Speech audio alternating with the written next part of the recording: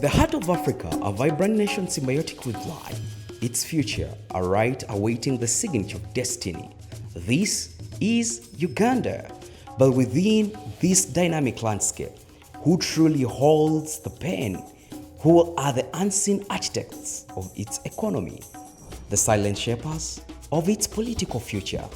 The answer is profound, and it lies in the unyielding power of its women. Women constitute 24.3 million of Uganda's population, a decisive 53% majority according to UBOS. They are the numerical bedrock of this nation, and their presence isn't just numbers. It is in their tireless hands, their growing businesses, and their collective votes. In Uganda's critical 2021 general elections, women were not merely participants. They were the majority of the registered voters, commanding a 52.21% of the electoral register. This isn't just a statistic. It is a profound statement of a potential giant ready to awaken. But where precisely is the true beating heart of Uganda's economy? It's not in the gleaming glass towers of Kampala or the boardrooms, as many might assume.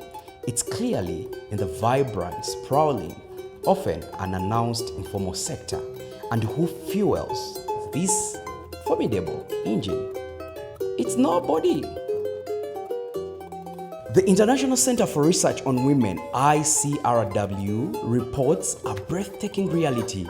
Nearly 14 million Ugandan women, or a staggering 98% of those engaged in Uganda's informal sector, are women.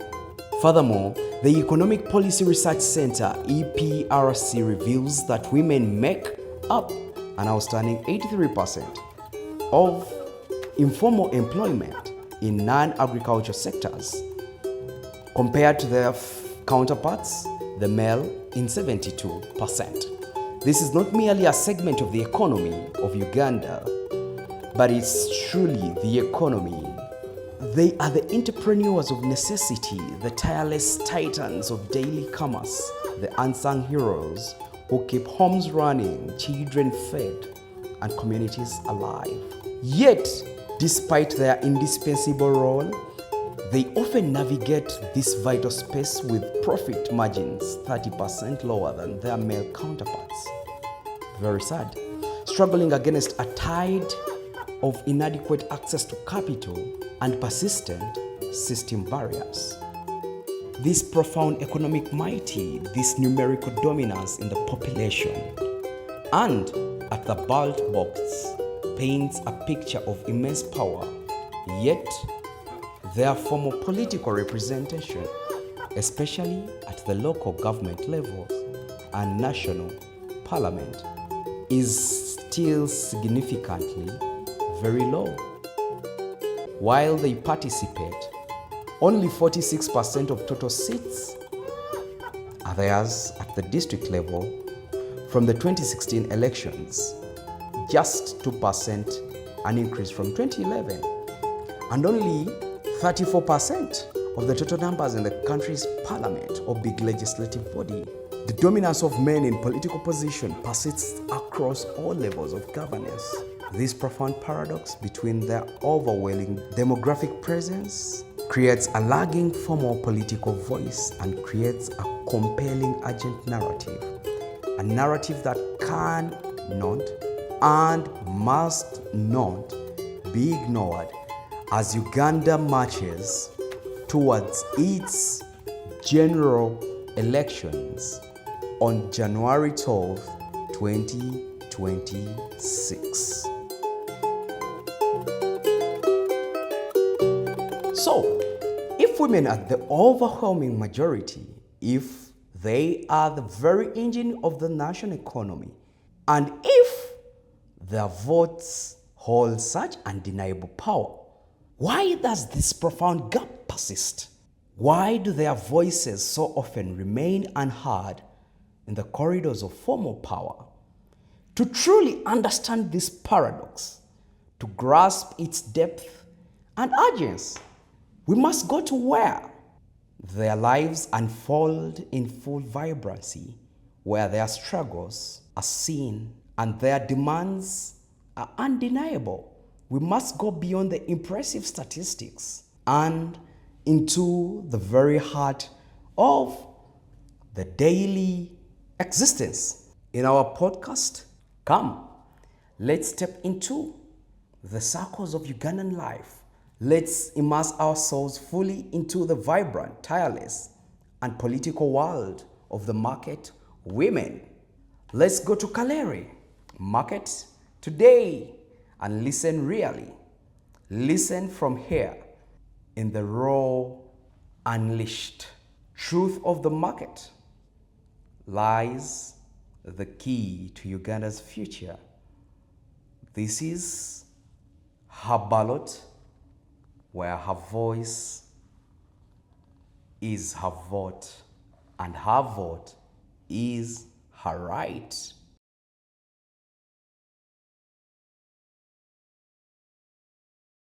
And right now we stand at Kalere Market, where the air is thick with the sweet aroma of all fruits, from mangoes to oranges to pineapples, carrots, name it all, mingling with the earthly scent of fresh matoke.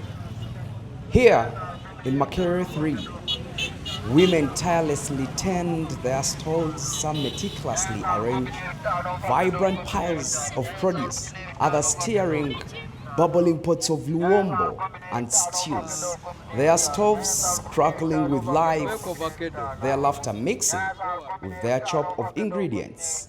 You all need to be at Kalere Market. Their daily sales tell their struggle for profit. Directly, this mirrors the nation's economic health and, by extension, the efficiency of its political leadership.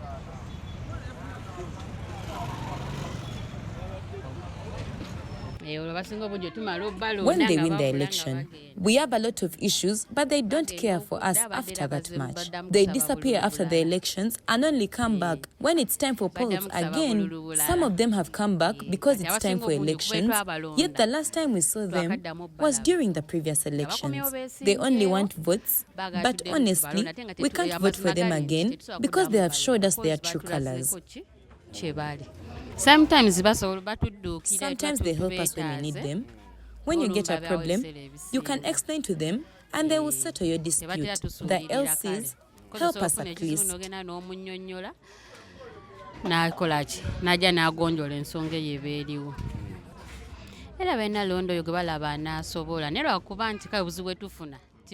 You have to vote the best candidate, but sometimes they show us they are good and change when voted. You get problems, look for them, but to no avail. If they come and ask us to vote for them so that they can enjoy privileges, we would understand instead of making empty promises.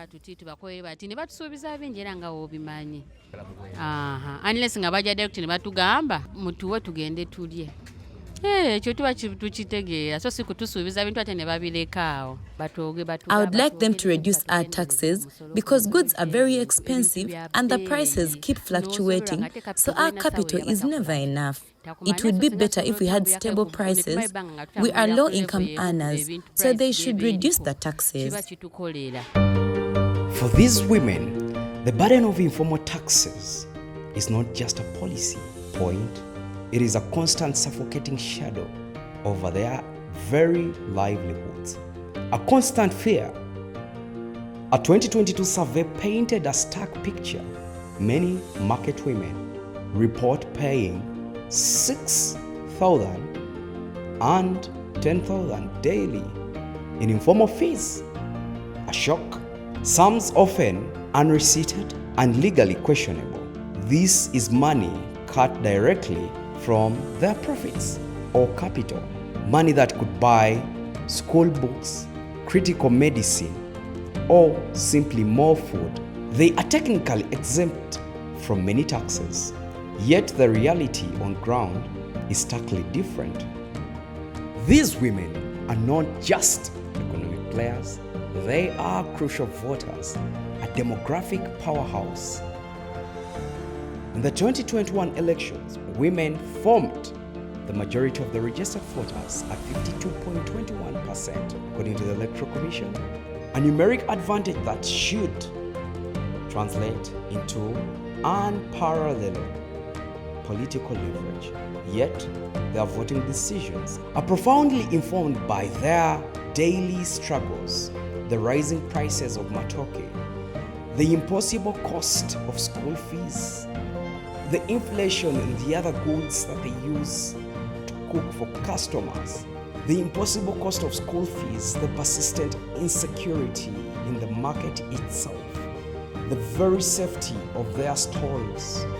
While 78% of Ugandans believe women should have the same chance of being elected, these market women primarily seek leaders who truly understand their ground level reality, not just abstract political ideas. Ogenda n'obalamu nti tagenda kugasa era ayina gasa famire ye oba ye yennyini. When you come to think of it, there is nothing they'll help you with. The only way you benefit is when they bribe us to vote for them. But there is nothing else. And sometimes people come to Kawempe and stand for posts, yet they are not even residents. So how do we vote people we don't know to represent us? That's why I dislike elections. Even now, I'm debating whether to vote or not, because either way, I will not benefit. Some even change political parties, but they are all the same.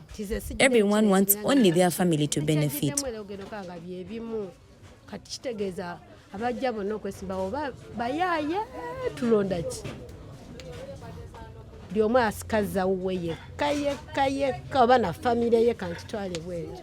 Essaawa zino tekanaba kakuyegeta natandika bulungi kuba badde bagamba tebinaba.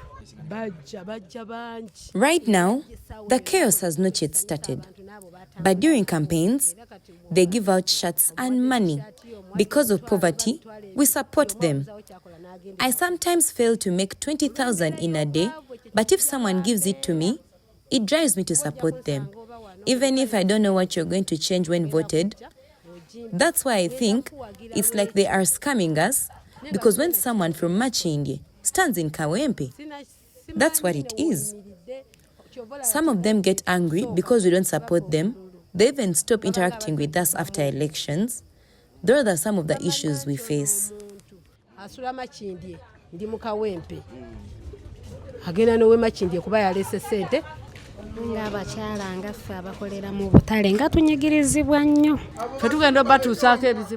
As market women, we face a lot of issues. They don't work on our problems even when we tell them. Even if it's just amplifying our voices in parliament, they don't do it. It's like when they see money, they forget about us. Whether it's road construction or money for the elderly, nothing reaches us. Even the parish development model money did not get to us. Some of us are widows and even have children. We have to pay rent, but there is no money for all that. That's why we don't even want to vote, because there is no benefit. We are in markets hustling day and night, but our leaders will pass by us in their big cars without saying anything. But when it's time for elections, that's when they come around. We haven't been helped at all. We work so hard for our children, but get very little. Many goods are expensive. You can't even buy what you used to. The president needs to do something about it. Husbands abandon us because they are poor too. We need help because even the parish development model money hasn't reached us. Tetuyambiddwa bantu betulonda, tetuyambiddwa, tutambula twewaayo nnyo, muba musana oba nkuba ku lw'abaana baffe, tukola nnyo naye ng'efuna ate entono olw'ensonga ebintu biri waggulu nnyo.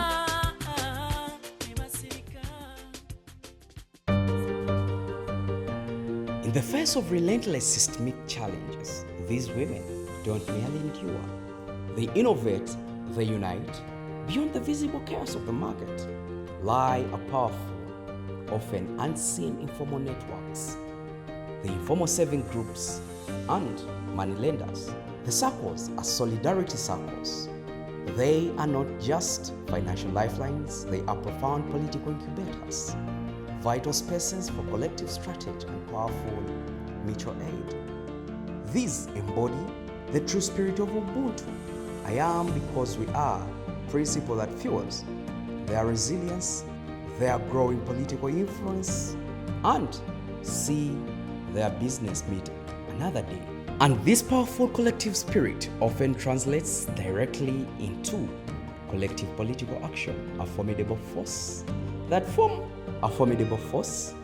politicians cannot afford to ignore, for it represents the will of millions.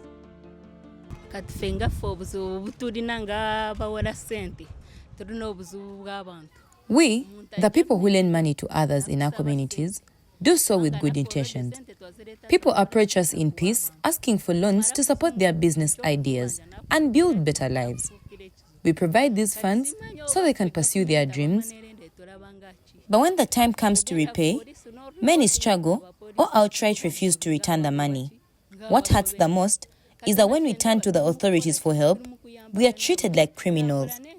The police chases us away like dogs. It is as if the government doesn't care about the people trying to uplift others. We want to support development by working hand in hand with the people, but if the authorities continue to ignore us, then during elections, we won't have any reason to vote. Why should we participate if we are not protected? If government supports us, we will gladly vote. If not, we will stay home. That's why, going forward, voter turnout will become more difficult.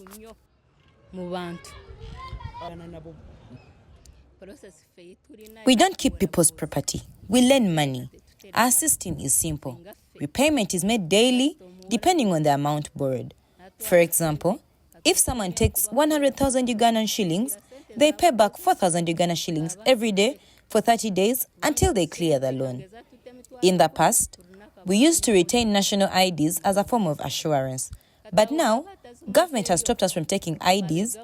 That has made it harder to enforce repayment. Today, we rely on someone's repayment history and give out loans, even without collateral. But this method has its risks. Many borrowers now take advantage of this. Some shift business locations or even disappear altogether, making it impossible to recover our money. When they default, it's not just our personal loss.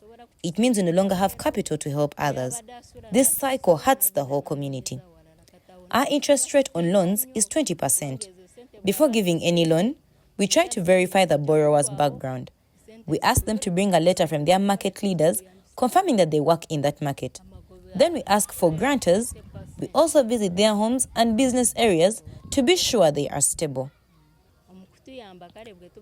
When borrowers repay, everything works well. But when someone runs away, we lose a lot of money. Even when we go back to local leaders to track them down, we are told the person shifted or can no longer be found. That becomes a total loss for us, and there is no one to hold accountable.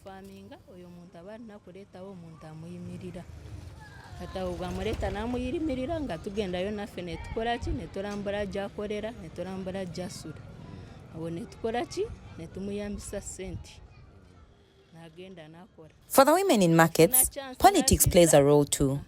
Many support leaders who listen to them and help them access funds to grow their businesses. If a leader lobbies on their behalf and supports their development, they'll return the favor at election time. But sadly, there are also leaders who misuse the funds meant for these women, turning public resources into personal gain.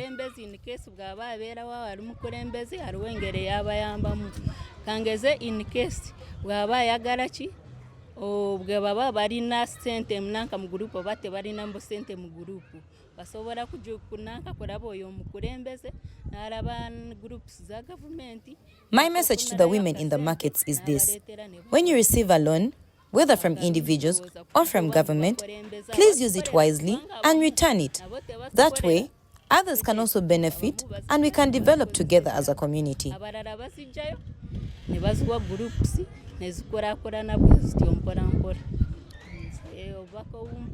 To the voters, Choose leaders who will truly serve you, not those who are just after positions. And to those contesting, work for the people. Focus on service delivery. Do not only think about yourself and your family. We need each other to move forward.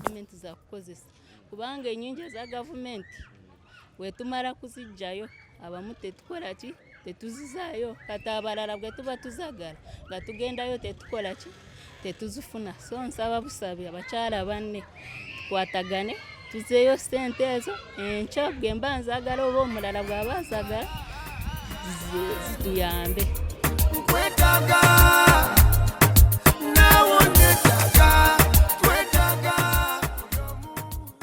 ekyembagamba n'ekyembasaba mbasaba banoonye omuntu obubalaba nti agenda kukola ki ajja kubayamba ajja kubakolera ati n'oyo omuntu gwe bamala kukwasa ebendera nawe ogenda okole ki okole eby'abantu ebyo bakola ekyo byabakusindise kubakolera si byakugendayo n'okola ebibyo ng'omuntu oba n'okola ebibyo n'efamire yo kubanga ffenna twetaaga ki twetaaga kuyambagana. These informal networks, you have to know, they are crucial. They serve as dynamic platforms for political discourse, one, where candidates are discussed, their promises weighed against their track record. And collectively, voting decisions are often informed, shaped. They are a grassroots democracy in action, a force often underestimated by formal political structures. I tell you, their strength and their unyielding political influence lies in their unity and shared struggle transcending the formal structures. I mean, where men so often dominate, while women held approximately 46% of total seats in certain districts in the 2016 and close to a 34.1 in the 2021-2025 Parliament or the 11th Parliament. This does not mean that these informal women's groups are wielding undeniable practical power. Neba nakyusa mbukulembeze tewali kigenda kukyuka. Even when they change leadership, nothing changes. If we, the workers, don't take time to work hard, things don't improve. We have to be hardworking people. No president comes and puts money in your pocket. Look around. Politics is not bad. We work, but when the prices of goods go up, we also increase the price of food. All of us, farmers, traders, customers, and even budget makers, must work with what we have.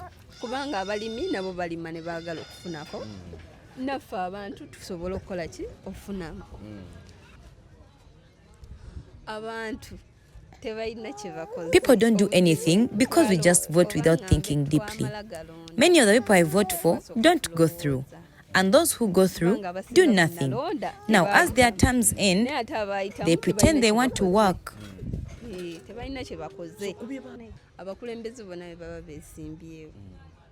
To all leaders, if you're contesting, do what you promised. At least do the minimum. Leadership means working with people. Don't lie that you'll build roads when you know you can't. If you can't do it, leave it. When you come for the next election, people stand with you and vote for you because you are honest. Not vote for you and then you run away. To the young people, vote for the leaders who live in your area, not those who live in Wakiso and come to stand in Makerere 3. Elect leaders with value and clear ideas. Ebintu byensinga okulaba nga government byandiyambyeko. We are single mothers, and most of the men who got us pregnant are irresponsible. We are trying our best to raise children alone while running small businesses. We hear about government programs like Emyoga, but the truth is, the money mostly goes to relatives or families of those in charge, not to the real women who are working hard in business. N'essente ezo balondangamu abantu baabwe batalina mirimu okitegeera teziyambiddwa bantu bano balala bano wabula ziri mu kuyamba mu famire zaabwe zokka bwe ziti kuba kati noba okwata wanene miliyoni 10 n'ozimpanze. If you give 10 million shillings to someone with no job or no plan, that money just becomes food money. I started my own business with just 50,000 shillings, and now my capital has grown to 2.8 million. That's the kind of woman the government should support. Someone who has already started, someone who is trying. Era gavumenti bebegamba nti kutuyamba ffe abakyala banoonyeemu abantu at least abalina kye batandiiseewo ko omuntu atanatandikawo tosobola mutandiikirawo. Nze kati bwe bikuba kulonda nga nze siwa muntu mukulu kalulu. If I'm to vote, I will not vote for old people. I'll vote for the youth because it's mostly young people who are out here in the community trying to survive and hustle. I also hear of government skilling programs, but they only teach skills without giving capital. That's a problem. Skills without money lead to frustration. The government cannot give all our children jobs, but if it gives capital along with the skills, we can do much better.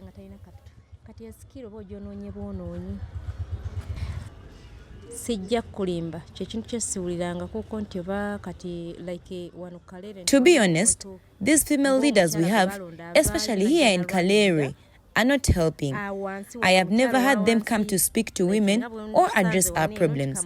Everything they do seems to be for their own families. Buli omu asikaza mu famire kyekiri wano mu community.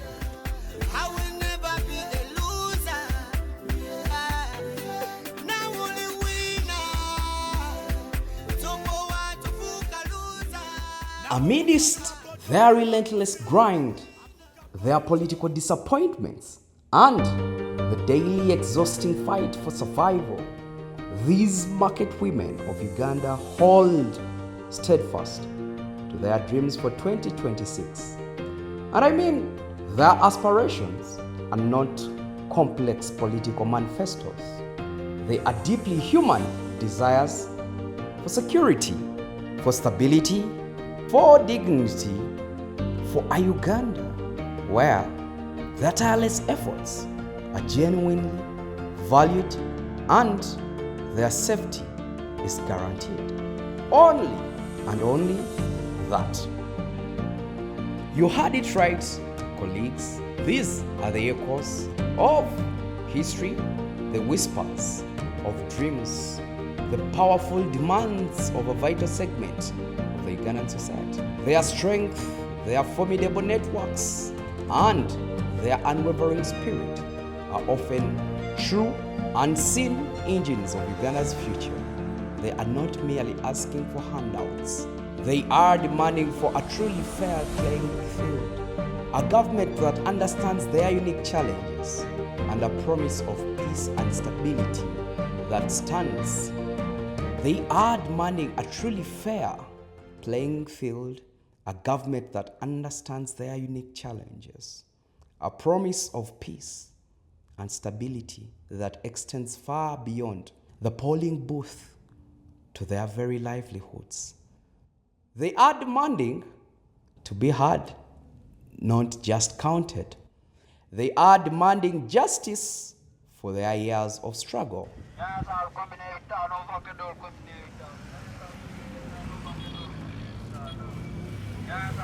These vibrant cries of the market, the rustle of the clothes, the clatter of the coins, the sounds of those selling wherever they can, and the aroma of thousands of meals from where I've been seated last. This is the raw and vanished truth of Uganda. And within this vibrant chaos, the market women stand as unshaken force, a testament to resilience, a beacon of hope. They struggle, and the nation is struggle. They hope, the nation is hope. Their future is linked to the very destiny of this land. Ladies and gentlemen, listening to her ballot podcast. Her voice, her vote, her right. As Uganda marches towards January 12th, 2026, Let's not forget the profound connection between the humble market stall and the scared ballot box, between the daily survival and the promise of democracy. Let their voices be ultimately heard. Let their resilience reflect beyond the ballot box. The future of these women are not just selling goods, they are shaping the very soul of Uganda. And their vote, come 2026, will be for nothing less than a new, equitable, and more inclusive chapter. Today, her ballot has been live at Kalere Market, and I must say, we come to the end of this episode of Her Ballot, the women in the markets. I say goodbye. We put this to the bank.